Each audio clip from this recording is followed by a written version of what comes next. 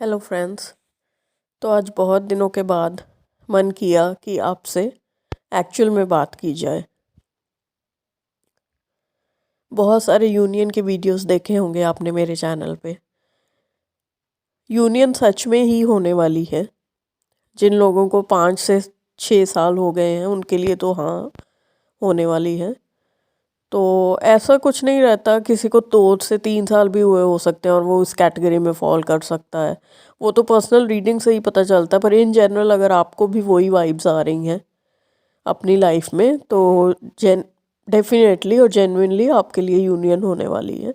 Overall energy union की बनी हुई है। अब आप उसको कब ग्रैब कर लेते हैं, कब आप अपनी पॉजिटिव वाइब्रेशन और रिसीविंग मोड में आ जाते हैं।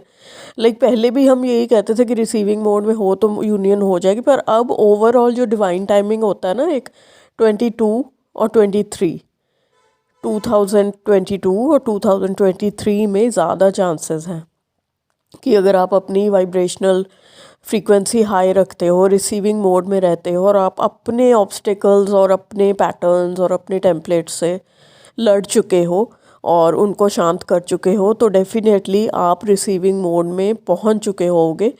डिटैचमेंट में भी पहुंच चुके होगे कि हो तो ठीक है, ना हो तो भी ठीक है, जो भगवान चाहता है ठीक है, उस तरह की एनर्जी में अगर पहुंच चुके हो, अगर ओवरऑल अपनी ज़िंदगी में खुश हो, अपनी ज़िंदगी में हैप्पी हो, नए कपड़े पहनने का दिल करता है, नया हेयर स्टाइल कटवाने का दिल कर रहा है या कुछ भी नया करने का अगर दिल कर रहा है, तो आप ये थोड़ी ऐसे चीज़ें होती हैं जो हम देखते हैं किसी पर्सन में कि वो यूनियन के पास है या नहीं। अगर ये फैक्टर्स जो अभी मैंने बोले इनमें से कोई भी चीज़ आप में नहीं है तो आप अपने इनर वर्क की स्टेज में हो, जिसका मतलब है कि आपको अभी ब्लॉक्स, पैटर्न्स, ऑब्स्टिकल्स रिमूव करने हैं।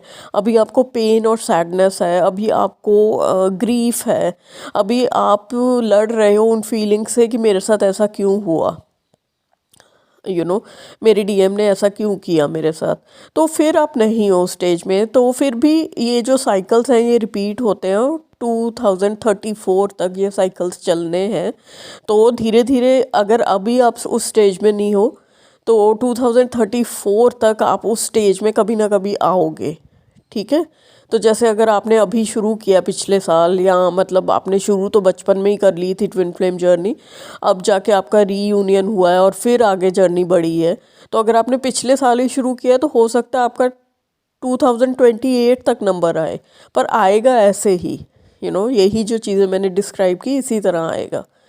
तो मुझे लगा कि व्यूअर्स ने बहुत सारे टेक्स्ट वीडियोस देख लिए हैं अब यूनियन के, तो मैं उनको एक बारी बोल के भी समझाऊं कि एक्चुअली में क्या हो रहा है।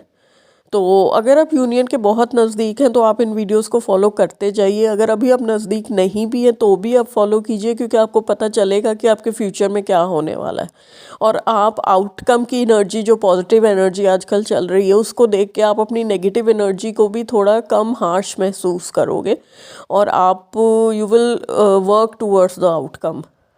ठीक है। वैसे तो कहते हैं बहुत लोग कि आउटकम की तरफ वर्क ना करो, जर्नी को देखो और आउटकम खुद ब खुद आ जाएगा। पर सबकॉन्शियसली जो ह्यूमन माइंड है वो आउटकम की तरफ ही देख के वो वर्क करता है।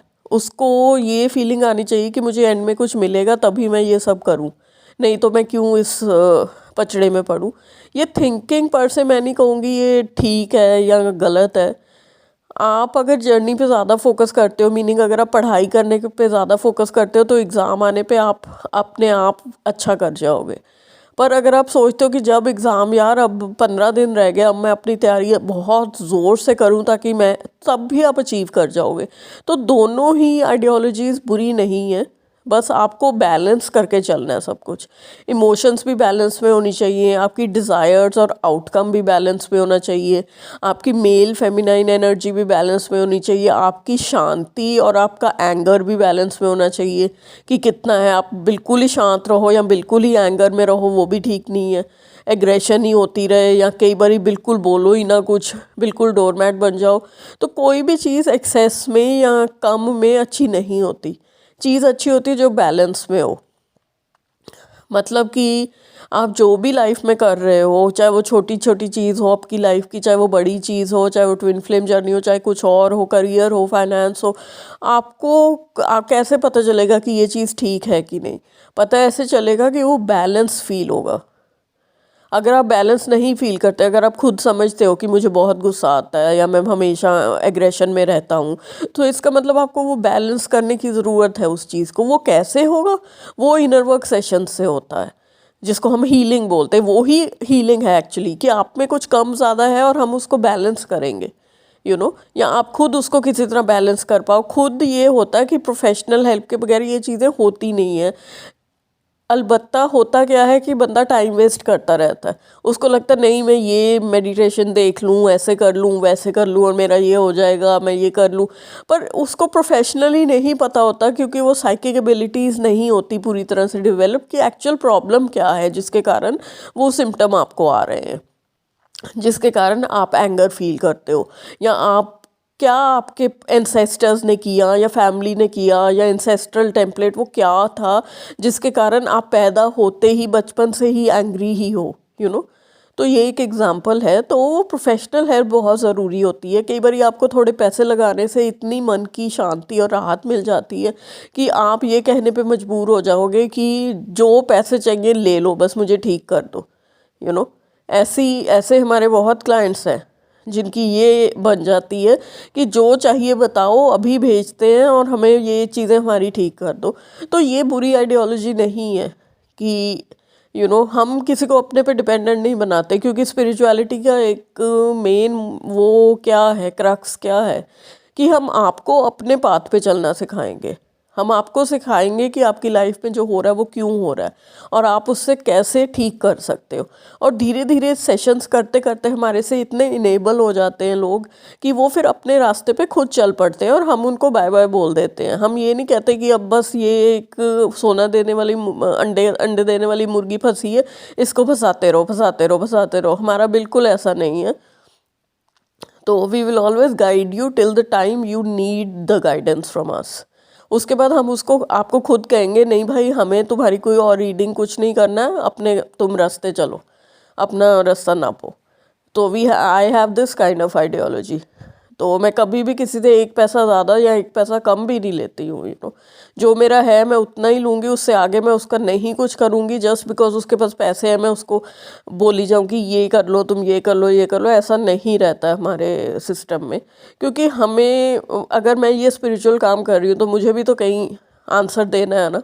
तो आज तक ऐसा नहीं हुआ मेरे को, 2013 से ये मैं काम कर रही हूँ, आज तक ऐसा नहीं हुआ कि मैंने किसी भी क्लाइंट से कुछ ज़्यादा या कम लिया हो। सब चीज़ बैलेंस में रहती है। और अगर आप जिन लोगों ने इनर वर्क हमारे साथ किया, अगर आप उनसे कभी पूछोगे, आपको एकदम पता चलता है कि किसी ने हमारे साथ इनर वर्क किया। तो आप देखोगे कि एक पॉइंट के बाद वो आपको बताएंगे कि इन्होंने हमें बोल दिया था कि अब तुम अपना कर सकते हो, आराम से अपना करो। तो मेरे बहुत ऐसे क्लाइंट्स हैं जिनको मैं बोल देती हूँ कि अब you are good to go and you should carry on with your life from here onwards. हाँ, टिप्स ज़रूर देते हैं, बाद में वो हमसे फ़ोन करते हैं या मैसेज करते हैं कि ऐसा तो हम उनको टिप देते हैं, उस टाइम सिर्फ टिप्स देते हैं। हम उनके साथ वर्क नहीं करते बार बार बार बार बार बार। ठीक है, अगर वर्क किसी का इतना ही ज़्यादा हो तो हम ऑब्वियसली करते हैं। कई लोगों के 20-20 30-30 सेशन होते हैं। तो कई लोगों के 9-10 होते हैं। तो डिपेंड करता है कौन बंदा कैसा है। तो ये सब चीज़ें थी, मुझे लगा आपको शायद ये बतानी बहुत ज़रूरी है कि इन एनर्जीज़ को आपको कैसे यूटिलाइज़ करना होता है, ट्विन फ्लेम जर्नी में आपको कैसे आगे बढ़ना होता है, और इन जनरल आपकी सोच कैसी होनी चाहिए ट्विन फ्लेम जर्नी पे आगे बढ़ने के लिए। तो बस आज के लिए इतना ही। आई होप आप इस सीज़न का, न्यू ईयर का मज़ा ले रहे होंगे। और जो आज मुझे पहली बार सुन रहे हैं उनके लिए हैप्पी न्यू ईयर। और मेरे जो पुराने क्लाइंट्स हैं उन्होंने तो मेरे ऑडियो चैनलिंग्स भी देखी हुई हैं, पर कई जो अब नए जुड़े हैं उन्होंने नहीं देखी होंगी कभी। अब तो वो रेयर होती हैं, अब टेक्स्ट वीडियोस ही आते हैं जो कि क्वाइट सेल्फ एक्सप्लेनेटरी होते हैं सबके लिए। तो बस यही होप करूँगी कि आप इस जर्नी को सीरियसली लें और इससे बाहर निकलने की कोशिश करें। और इससे बाहर निकल के यूनियन ही मिलती है। तो इससे बाहर निकलने में टाइम लगता है। I have been through all the stages, मुझे पता है कि बहुत बुरा टाइम भी आ जाता है, पर उस बुरे टाइम के बाद अच्छा टाइम भी आता है। तो आप लगे रहिए, बने रहिए। एक ही मेरी एडवाइस होगी, बस मूव करते रहिए, मूव फॉरवर्ड, मूव फॉरवर्ड। कोई भी चीज़ परमानेंट नहीं होती है, तो आगे बढ़ते जाएंगे, बढ़ते जाएंगे, बढ़ते जाएंगे, तो एक दिन आपको आपका मुकाम मिल जाएगा ज़रूर। So thank you very much and God bless everybody including me, and hope ki God's blessings are always on us. Thank you.